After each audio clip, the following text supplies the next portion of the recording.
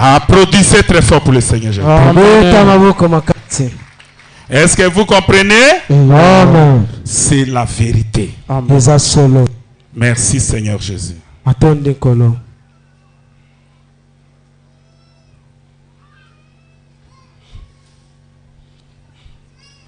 L'orgueil, paragraphe 42.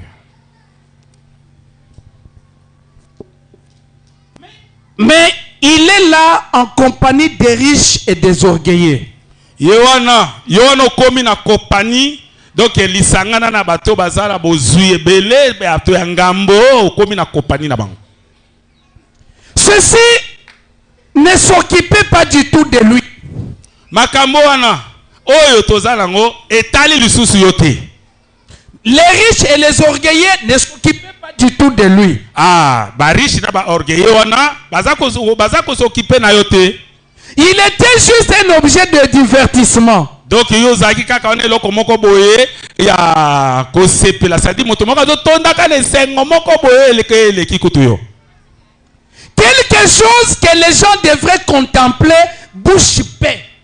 Eloko moko boye o bato bakoki komona yango okosala makambo moko boye o bato so bamoni batike est-ce que ça peut naka ye moto asali?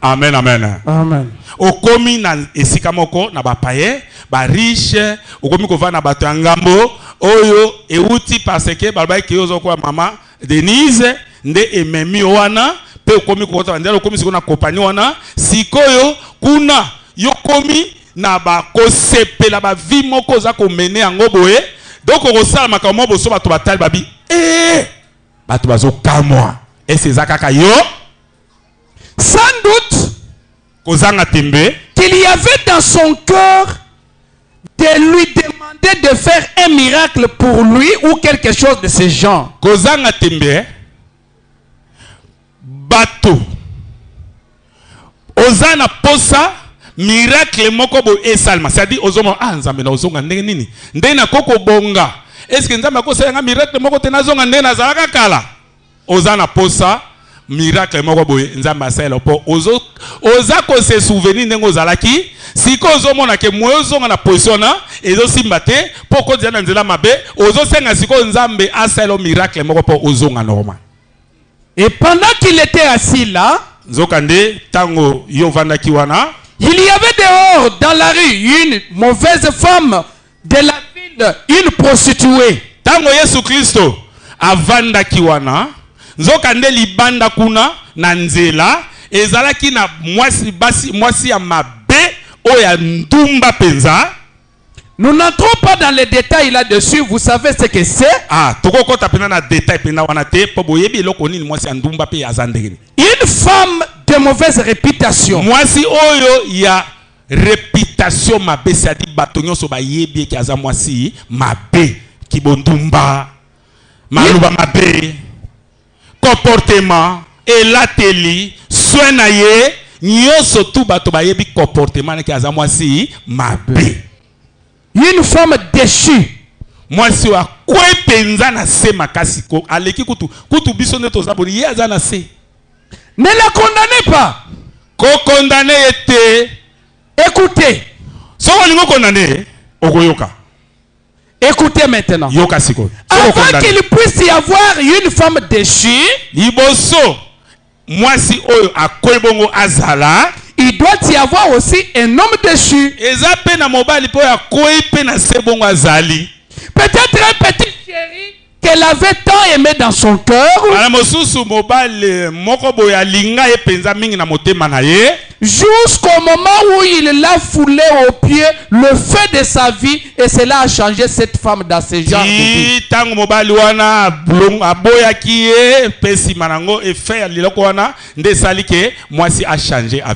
Amen. Applaudissez très fort pour le Seigneur. Or que le Seigneur qui a changé la vie, au Seigneur. Et là, qu'on Nzambe abongisi pour nous. Amen, amen. Amen. Est-ce que vous comprenez? Amen. Marque de la bête 46. Eh bien, l'autre jour, une femme insensée a conduit un véhicule droit en face de moi.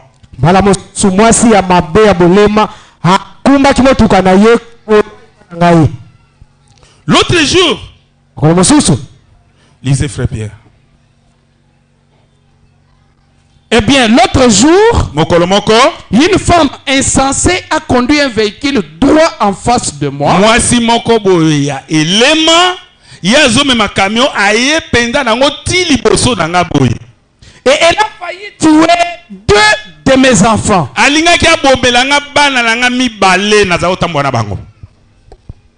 J'ai dit, Na kei na yebisi. Madame, elle a dit, na sisa ekoloba te, yimbala moko azongisi, eh bien, ferme ta bouche. kanga munoko na yo. C'est moi qui conduis. Ezangani moto nazo conduire camion. Et avant que j'arrive chez moi, Pe liboso pona koma na ndako na ngai, 36 conductrices avaient failli nous tuer. basi 36 oyo bazomema camion balingaki babomanga kaka accident nyonso te ezosalema kaka na basi to bamema camion bango nde balingi babomanga 36 fois. Nous avons compté ça. Totangaki yango ti po tokoma ndako. Amen. Applaudissez très fort pour les Amen. Tobeta maboko makasi.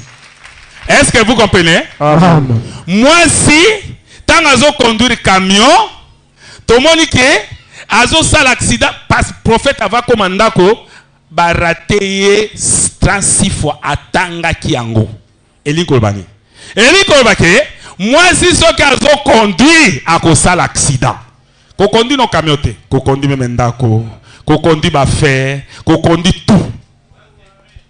Amen amen. Yowa. Soko tiki moi si a conduit ba faire na yo, oko se retrouver na faillite.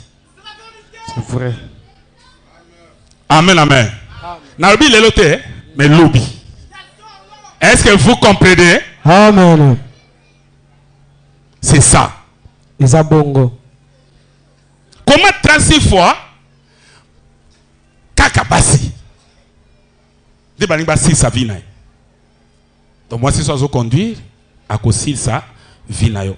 À cause sa réputation à foyer, à cause moi si ça zo conduire ndako. Amen amen. Ndako ko mabe. Ba seme ki tout, eza ba voisin ba ko ma contre bino. Ba seme ki ba ko ma contre bino. Ba ko ma contre bana. Pona nini? Ndako wana eza ko conduire ngo moi. Mais ceux qui mobala zo conduire akopesa moi si ba limite. Amen amen. Ceux qui ba sebe ki no ba ye yoko lobate yamba ba onka pesa ba on secret masolo ko surtout songa moko na ye. Amen amen. Po yeso ka solo da bango taba ko ebiseka no ndeza boye toza difficulté kuna noko za malade boye na boye biso wa mbongo eza te. Biso wa mbongo eza te. Bino kasande nde biso tona kisasa monde toza bien. Ah mama.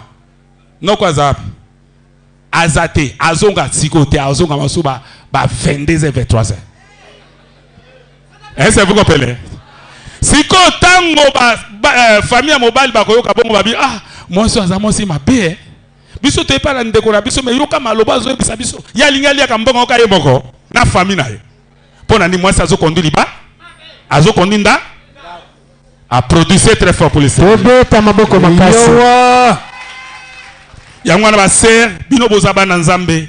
Soki likamo ekozala quoi que ce soit, il faut le bac no yo selibon biloko ba lei secret ba meli même solo papa ngai nde na zaboe omweka mobali soye bozela moi calamité akoya boko solo na ye ngai makamo na yebite. A produire très fort pour les Seigneurs. Tobeta maboko makasi. C'est la vérité. Za solo. OK.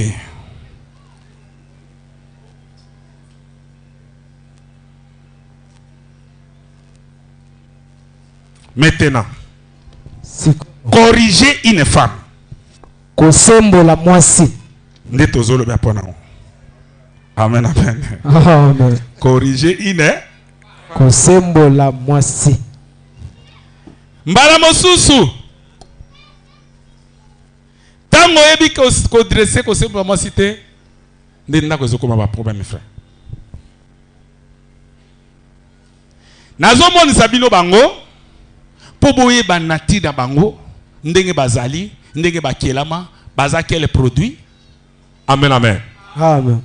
Soko yebi moto bongo eza neti oyebi que verre oyo ah basala ngo très léger. Une fois que ekweka ke pasuki. Okoyeba ko garda kango po ekoya. Amen amen. Amen. Mais ceux qui ont moni obongo zoye lokola yo ah ogomona kaka ke me la pete ata bobala ni esali kaka 2 jours. Bomona pe bando discuter. Applaudissez très fort pour le Seigneur. Tobeta maboko makasi pona kolo. Bato moso ba kontina libala te ba mona ah libala eza bien. Moi ça kontina libala ta bon ah libala vraiment il faut na kota libala eza bien. Libala eza bien. Mais oui bande ko respecter ba règle. Tosa mibeko. Amen amen. Amen. Frère libala eza bien mais il faut oyeba ko corriger moi. C'est la vérité. Eza solo. Na ebite ceux qui okoza la peut-être na mayele oya yo ya classe pour mayele no pe ya classe otangi mingi wana ya mo recréer motote. Ya mo te créer motote. Ma moso ki okoza ba formation. Formation ne pesi o bato. Mais oyo formation nazo pesa yo eza moto a créer moto. Nde naza ko expliquer ndenge moto anazali. Moto moso akoko expliquer ko za la contraire. Ato tango zui ba licence okoyeba ka jamais parce que créature oyo moto akoko expliquer ngo za moto a créer yango. Vitamine. Applaudissez très fort pour le Seigneur. Tobeta maboko makasi pona kolo. Ceux qui ont mori ko za na maele mingi ko le ka passer pour tango passer azolo bana ils ont vraiment un peu nassé. Okolekana na ba problème okozanga solution ko ba famille bazoya pona ko bongisa makambo na bino. Amen amen. Amen. Corriger une femme. Question et réponse 130 le 15 10 mois 61 matin. Soyez un vrai homme. Zala mobali ya malamu. Soyez une vraie femme comme Zala mwasi ya malamu lokola mwasi ya Abraham. Je vais relever les femmes pendant un moment. Bon, nalingi na tombo no bino na mwatango moko. C'est inhabituel, n'est-ce pas? Et c'est zabongo ndingi za la kaka yango wana, c'est zabongo te. On dit c'est la femme qui en était l'auteur. Amen amen. Bino bozolo bake ezande bino basinde moto bo bebisaki makambo. C'est la faute de la femme. Oh eza faute inde na bino basi. Si elle n'avait pas quitté sa position, Soki bino bo bebisaki te na Eden, eh bien l'homme n'aurait pas quitté sa position. Kai pe na lingaki na koma bo tende na komi. Eza yonde moto za faute. C'est vrai. Eza solo. Admettons que c'est vrai. To le bano ke eza solo. Elle quitte sa position. Ye alongwaki kasi ne sika na ye. Un homme ne peut pas être mauvais à moins qu'il y ait une mauvaise femme. Ye moko akoza mabete kaka soki pe mobali moko mabe azali. Un homme ne peut pas être mauvais à moins qu'il y ait une mauvaise femme. Moi yo mobali pe okoko zaka mabe yo moko te kaka mwasi pe mabe pe azali. Mais rappelez-vous, Kasi komana lokokanisa il ne peut pas y avoir de mauvaises femmes sans mauvais hommes. mwasi ya mabe akoko zala e mwasi ya mobali ya malamu azanga kozala te. Mwasi ya mabe akozala mobali ya mabe akoko zanga kozala te. C'est vrai. Ya solo na ebisi bino. Et vous qui prétendez être un fils de Dieu, Kasi bino ba obozolo ba ke boza bana na Nzambe. où est votre principe? Siko principe na yo eza wapi tango za devant mwasi to pe na kati ya libala. Si la femme a quitté sa position, Soki ye to condamné ke ye mota bebisaki. n'êtes-vous pas un fils de Dieu? Kasi yo ozamwa na mobali na Nzambe te?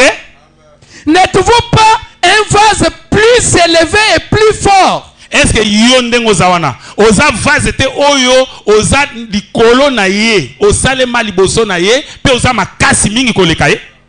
Si donc elle est plus faible comme la Bible le déclare, Soki yaza na botaou penda ko ndenge Bible zoloba, alors vous montrez que vous êtes un homme de Dieu. kasi yo lakisaki yo za moto na Nzambe oza mwana mobali na Nzambe.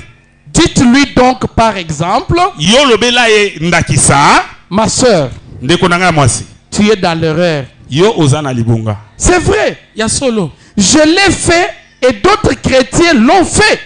ngai na sali ndenge nazo corriger boye ba Kristo pe mususu basala ka bongo Et vous le ferez toujours tant que vous serez un chrétien. yo il faut koma toujours okoma toujours kosala malamu tango nyonso oza mo Kristo wana ozana ye kokanisa te ke lelo ndo se malobi asali boye bongo sikoyo olobo changer face lelo sali malamu asali mabe boye ebi kaza être moque faible o limbisi lobi so limbisi moko kuna obetie moko kuna changer te tango nyonso yo za chrétien loko ya za faible atoni na bere yo tango nyonso za chrétien il faut okomaka ko supporter na vie na bino mobimba. Et vous montrerez que vous êtes un fils de Dieu. Et vous avez plus de la maîtrise de soi qu'une femme. Si elle est plus faible, reconnaissez-la comme telle. Comprenez ses erreurs et tout.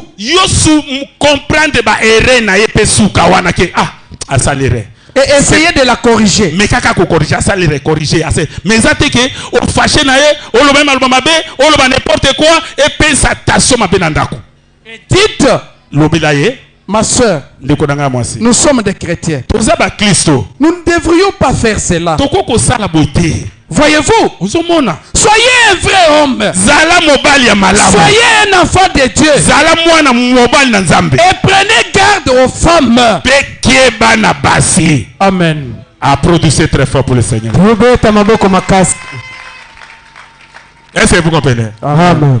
Je pense que ça entre profondément en vous. Amen, amen. Amen. Ceux qui comprennent que makambo wana ndako komi kimia. Moi ça bongi pas qu'on soit caractère na yo lokola mwana nzambe. Amen. Est-ce que vous comprenez? Yo tango yo za ko comprendre bere na ye. Ozo corriger kana amour chaque fois. Yeba ke kozaraka bongo vie na bino bobi. Po yazande bongo. Yaza créature faible. Azawana baere na ye kozala à mettre reprise. Yo pesa mwana mobali na nzambe ekela mo oselema ki boso na ye original pe ozana force ozana maîtrise na yo moko devant ba problème nyonso tout esengeli o continuer ko tsunga ye na baere na ye ko corriger na ere na bongo ti vie na bino mobimba. Amen, amen. Amen. Mbala mosu yo koma ko fâché pour l'année. Parce que nous sommes comme si aux angi ko ba ke créature est faible. Oko ezana asali reboé na mema ibo. Mbala moko komi ko loba n'importe quoi. Yepe na ki faible na ye alamuki pe. Tango alamuki bato batondi frère abundi bazobunda ba frère ba sœur bazobunda. Ofingisi na nzambe pour maîtriser ya shwa na moko esate. Applaudissez très fort pour le Seigneur. Amen. Est-ce que vous comprenez? Amen. Soko salika bongo okoyi mwana mobali na nzambe esili bato oyebi ke libala ndenge za wana libala po eza malamu ekouta na yo caractère na yo nde kovanisa libala malamu soko libala no ebebi so ba problème na ndako yo. Amen, amen. Yo kana ebisa kezayo. Yo kana sinzambe tango yaki. Ya bunga kike Eve mutasali. Bunga benga Eve. Adam. Où est-il? Adam, uza wapi? Ese ya bungi ke Eve ne mutakende ko sa sedit. Bopo na benga Adam. Soki nzamba ye na ndako na yo, mabeta ngweza. Ako benga sereta ko benga nde yo. Jean, Seigneur, Ozawa. Pona ni ndako ne komi boy. Puis ça créé yo original. Yo za moto ya solo. Aye na force ya maîtrise ya ko maîtriser faiblesse na ye. Donc ce que loko moko baby wana, c'est-à-dire yo nde o maîtriser faiblesse na ye te akotu na yo. Applaudissez très fort pour le Seigneur. Tobeta maboko makasi. Eyowa. C'est la vérité. Eza solo. Merci Seigneur Jésus. Atonde nkolo Yesu. Amen, amen. Ah.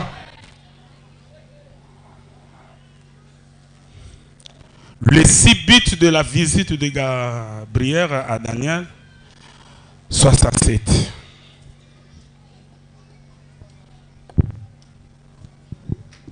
Vous les femmes, Bino basi. j'ai crié après vous. Na lobela ki bino mingi. Maintenant, Sikoyo. je vais prendre votre défense pendant un instant. Nazozo siko défense na bino na mwa minute muke. Voyez, Omoni. la femme est un vase plus faible. Yo oza vase mwasi aza vase oyo aza faible mingi na sepenza. Je sais bien qu'il ne peut pas y avoir un mauvais homme sans qu'il y ait une mauvaise Kasi femme. toyebi ete yo loko oza faible oza mabe mobali ya mabe pe akozanga te. Sans qu'il y ait une mauvaise femme. Kozanga ke mwasi ya mabe pe aza. Mais vous, Kasi bino les hommes qui savaient que ba mibali bino mibalo boyebi te. vous êtes un fils de Dieu et qui abusez d'une femme, Pe yo yebi ki yo za mwana nzambe pe ozobeta mwasi nozo finga ye ozo sala n'importe quoi. honte à vous. Soni na bino. Peu importe ce qu'elle fait, Etalité soki akosala eloko nini elle est un vase plus faible. Vous le azana savez. botau mingi pona kosala mabe. Vous le savez. Bino boyebi yango malamu. Si elle se conduit d'une façon qui ne signe pas à une dame, Soki asali eloko moko mabe oke mwasi na yo akoko sala yango te. prenez-la par la main Simba ye na maboko. et parlez-lui comme à une sœur. Lobela ye lokola ndekono ya mwasi. Vous êtes un fils de Dieu. Yo za mwana mwasi na nzambe, mwana mobali na nzambe. Ne faites pas ces vilaines choses. Kosala makambo ya mabe te ya kipaganisme kobetaka mwasi te kolobela ye kofinga ye te. Regardez Joseph. Tala Joseph ninga azalaki. Il était un modèle pour vous. Azalaki modèle. Modèle wana eza pona bino botalaka ndakisa na ye. Amen. Applaudissez très fort pour le Seigneur. Tobeta maboko makasi nkolo. Amen, amen. Amen. Ozofinga ye. Ozofinga ye, ozofinga mikolo nyonso kofinga ka mwasi. Kofinga. Pona nini? Amen, amen. Pona nini pena yo ndongo za bofinga ka mwasi na. Kolobela makambo moko bokutu akobi kutu mal à l'aise. Kovanda na ndako donc ekomi ko décourager même na bala kapona nini. Amen, amen. Dolo lingi siko ta nzambe akoya atuna yeke no sani nzambe yebi ke aza faible. Yondo za na maîtrise. Donc akotuna kaka yo. Amen, amen. Eyowa. Soki olingi yo lokola mwana mobali na nzambe ça dit ozoloba ki oza chrétien. Donc sikoyo koma koyeba ki aza faible, koma koyeba ki aza ndekono ya mwasi, soki asai mabe aza mwana nzambe. Kobala bato musu bakaza comme si so abali mwasi bo mwasi akomi nde moumbu na ye. Mwasi akomi moumbu na ye ça dit so alobi bo asaita sa abeti, alobi asai bo tabeti. Frère, na kosobo. Amen, amen. Mwasi aza esclave te. Aza mwana mwasi na nzambe. Aza na famille na ye. Akoki pe ko boya yo. Vitamine Charlie. Eyowa. Okene wapi? So boyo wana okoma ko lela ka ko kene ko bondola ka famille. Eyowa. Donc ngongo yo yebisi ko malamu nende yango wana. Ne bo limbisaka kangai na saki mabe. Non, ko pesa biso di kazi ya masanga pas de problème na kofuta kaka. Wana nda komi bien. Mais ngongo azaki pa na yo azaki bien te akomi mabe. Siko tanga ke kazi nga za mabe na kei. Nde siko mabe. Po eba ki oza lokuta olanda ke pwani. Amen, amen. Ba frère. Po eba ki yondo zaki na défaut. Nzambe tanga yaki abenga ki yo. Po eba ki yondo za mabe tala. Soki eloko mabe ke yo kolanda ngo. Olanda te, mais pour nous Olandi, yondo za faux. Eyowa. Applaudissez très fort pour ça. Tobeta maboko makasi. Vitamine Charlie. C'est la vérité. Eza solo. Amen, amen. Amen. Yango wana pona likambo etali libala soli ko bala il faut bondela mingi. Sere kondima bindima ndima te. Bondela nzambe a confirmer yo. Eyowa. Kozala ka presse na libala te okokota nesika mabe. Eyowa. Keba. Amen, amen. Keba, keba, keba. Nakanisi bamakamo nazolo basikoyo ta nazo te ba célibataire bazoye ba nakuna basengma na biso ezaboye. Applaudissez très fort pour le Seigneur. Est-ce que c'est la vérité? Boulelela. Ba frère, bulumbo banonye. Ba frère, est-ce que makambo eza yo za mabete solo soko za mabendi make yo? Ndima kenga nde naza mabe ngo landa kaye. Soki ase mabe akebo yo landa repani. Ndima kenga naza mabe na bonda pona mionza malimbisa bino. Boto maboko boy. OK, lokwa boza sincère, Seigneur, pardonnez bango, changez bango bakoma bana mbana nzambe na kombo na Jésus Christ. Amen. Amen. Boulelela. OK, c'est la vérité. Eyowa. Eza solo. OK. To quitter tape wana. To kome tape mosusu. Eyowa. La vertu de la femme. Mabongi ya mwasi. C'est-à-dire valeur ya mwasi. Lokumo ya mwasi. Applaudissez très fort pour le Seigneur. Tobeta maboko makasi. Eyowa.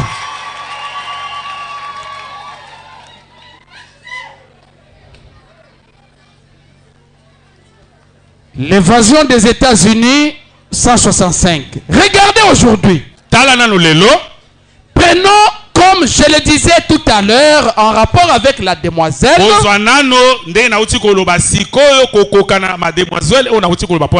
La jeune fille avec la rose. Ah, jeune fille wana na la rose na yedo kitoko na ye. Avec sa fleur. Na fleur na ye. Par exemple. Ndakisa. La rose, elle est jolie. Bon, rose, c'est rose. Fleur, ah, la fleur. Fleur rose eza kitoko. Amen, amen. Amen. Tokanisa nde tuti ko loba siko pona jeune serwana, hein? Siko to loba ke na fleur na simi to loba ke fleur rose eza fleur kitoko. Et cette fleur là, elle est jolie pour qu'on l'admire. Yango eza kitoko po ba sepela nango. C'est vrai. Ya solo. C'est comme l'église, elle est là pour qu'on l'admire. Donc, eza lokola église ndenge eza awa eza po bato ba sepela nango. C'est comme une jolie jeune femme. Eza lokola mwasi oyo mondi bo joli kitoko mwasi ya kitoko ozomona ye. Elle est là pour qu'on l'admire. Eza wana po ba sepela na ye. C'est juste. Eza penda bongo. Et mais si elle est très bien, kasi soki aza malamu mingi aza malamu, elle appartient à son mari. Wana malamu na ye eza pona mobali na ye. Elle est à sa place. Aza na esika na ye. Amen, amen. Amen. Soki mwasa na za malamu aza pona mobali na ye, aza na esika na ye. C'est-à-dire esika na ye na ndenge ya nzambe atia awa mobali awa. Est-ce que vous comprenez? Amen. Mais si elle n'a pas l'épée, si elle n'a pas la moralité brandie là pour la protéger, soki azali na moi mbizaleli ya malamu te na caractère na ye po tazala wana pour la protéger, po ebatela ye, elle devient alors un discrédit pour la société et l'humanité. ya kokoma lo sikoyo nde lokola eloko moko bo ya mibali nyonso tu bayaka kolinga ye. Elle Amen, devient amen. tellement vulgaire, Akokoma penza bongo pona bato nyonso, scandaleuse et pourrie que même les chiens ne voudront pas la regarder. akomi scandale. Makambo sala atambua akoki kotala ebote. Amen. Amen, amen. Amen. Est-ce que vous comprenez? Amen. Oza mwana mwasi, oza kitoko. Oza wana po bato balinga yo. Église eza kitoko, eza po bato balinga yango. Kasi soki oza kitoko po na mobali na yo. Est-ce que vous comprenez? Ça dit oza na place na yo. Mais soki obebisi caractère wana, Amen, amen. Ce qui caractère on est athée, et là que ils ont protégé yo, et là que ils ont sa valeur, et ça caractère na yo vis-à-vis na vie na ozobika. Amen, amen. Mais ce qui en est athée, okokoma mwasi moko réputation mabe, sans valeur, batonyo surtout ozo sama komoko bozo scandaliser bato. Donc okomi sikoyo mwasi ya société. Mibali tout bakolinga yo. Okomi ko accepter bango. Mibali yo se bakomolinga. Okomi mula terrible scandale. Ça dit makoma ko sa ma be o ki ata mbwa mwata so mbwa le kana ata lekine. A produire très fort pour le Seigneur. Owana ezola ksake mwasi wana azana valeur te. Pas comme une société mobimba yaye. Est-ce que vous comprenez? Amen. C'est la vérité. Isa solo. 5 identifications précises de la vraie église du Dieu vivant, paragraphe 21.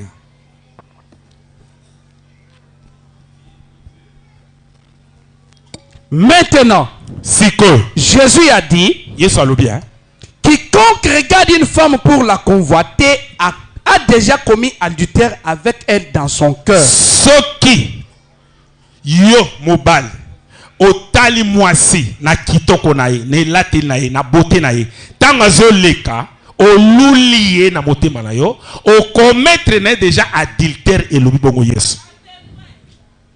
Maintenant, quand ce pécheur devra répondre pour avoir commis adultère, tango basumu kiwana o bazo koisa mapona yo, tango bako répondre na jugement pour être basali ki adultère na yo, qui en sera coupable? Nana kozala coupable nango. La femme. C'est la femme qui devra, c'est la femme qui s'est ainsi exposée. Yonde mwasi moto omitiki bongo okomi abato nyoso nde bato akomi ko lula yo pona lolenge na ndengo tambola ndengo lata ndengo saba beauté na yo façon nyoso tout tango siko bakomi bakomi sala dirite yonde moto za coupable.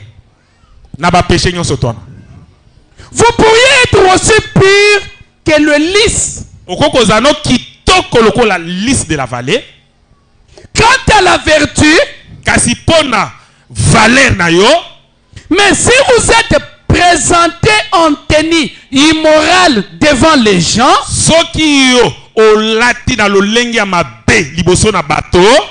même si vous n'avez pas posé l'acte,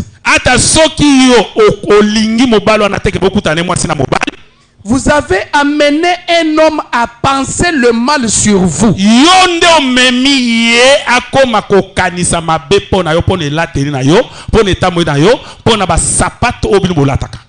Amen, amen. C'est de votre faute. Amen, amen. Amen. Si vous avez tambola, on change la démarche. Amen, amen. Amen. Si vous démarche, ce qui va te ah, oh, moi, c'est qui toko. Alléluia, maman. Assez une adultère. Est-ce que vous comprenez? Amen. Ah, elle a dit bien, hein?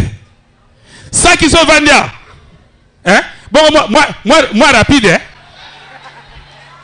Ma belle peso zindate. Amen, amen. Amen. Et qu'on a bien écouté ce que le koloboye et zindi. O tiena sima bo sime bukani. Mais et zinda pété. A produit très fort.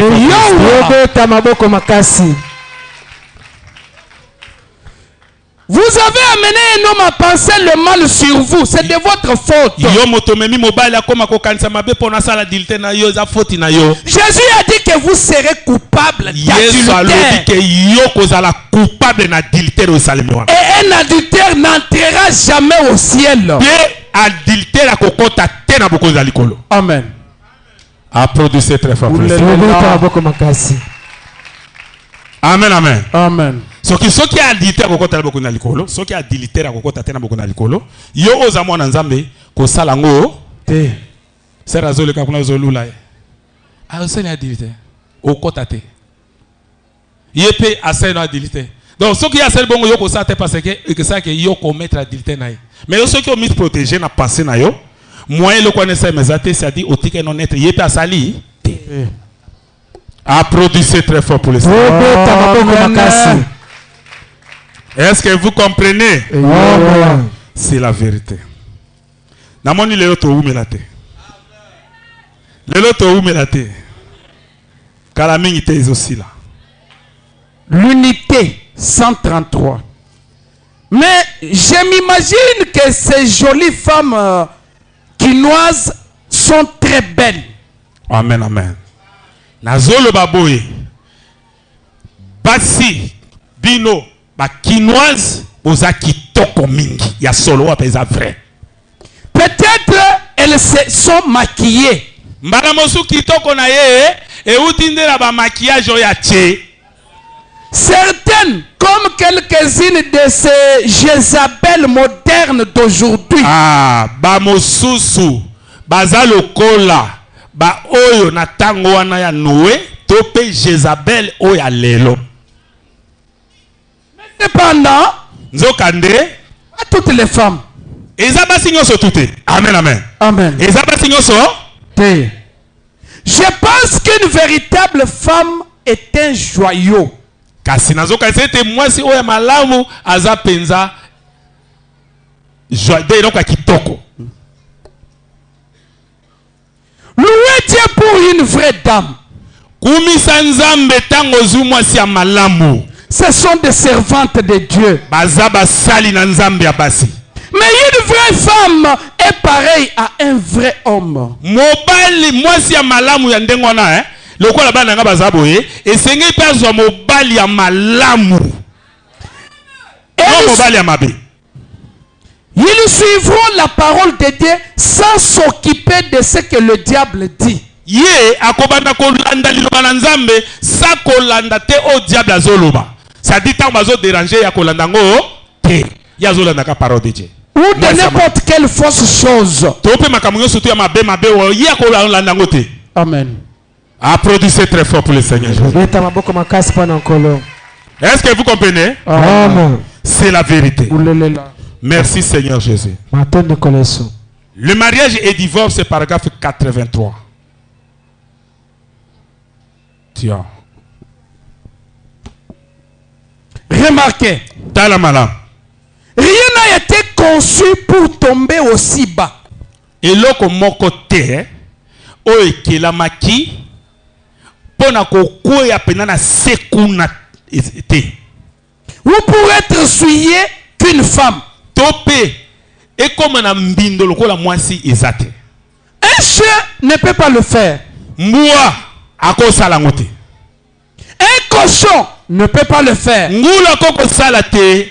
Un oiseau ne peut pas le faire. Ndeke koko sala ngote marque ya kindumba ndengwa.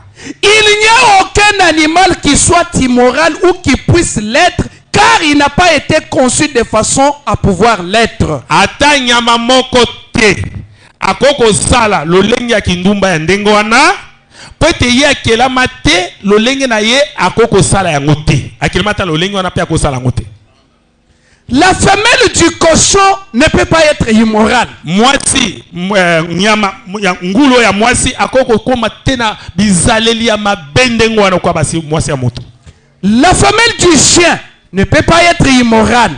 Mwasi mbwa ya mwasi eko koma tena morale ya mabende ngwana kwa la mwasi moto.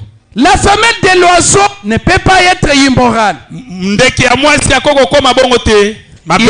Il n'y a que la femme qui puisse l'être.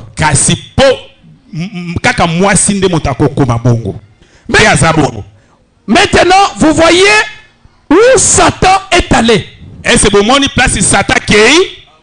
Vous voyez? Mais il reste que là, que c'est quand même elle a le pouvoir de dire oui ou non. Yango et tikali kaka. Ndenge bango bazawana yoza na pouvoir ya koloba te to oui. Vous voyez? Bomoni ça dépend du côté où elle veut se tenir. Ezota la ngambo yo koko telema tant bazo déranger yo.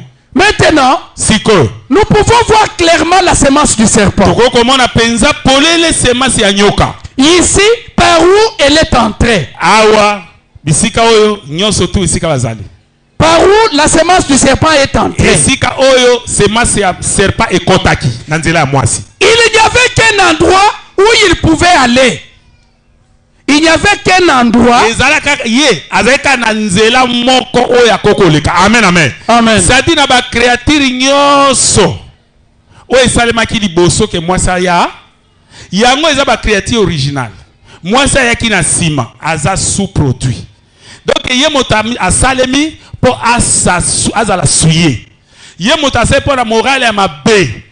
Donc eza place au diable akoti mpe place moko akokai kokota kaka yango wana. Na ba créature originale nyonso tu oyo esalemaki liboso na ye ezala ya ngulu ezala ya ndeke ezala ya ba créature nyonso tu esalemaki liboso na ye esika moko diable akoki kokota eza te kaka na oyo esalemaki sous-produit. Est-ce que vous comprenez? Po akotisa mabe po mokili beba. Si, avec ça, la chose n'est pas absolument évidente.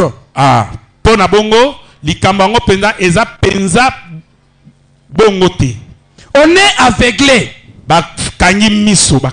Vous voyez? Bomoni. Il fallait que ça n'arrive là. Esengei kaka ke koma kaka wana na nzela mwasi. Remarquez. Tala. La raison pour laquelle les animaux ne pouvaient pas le faire. Tala raison oyo banyama bakokai kosala yango te.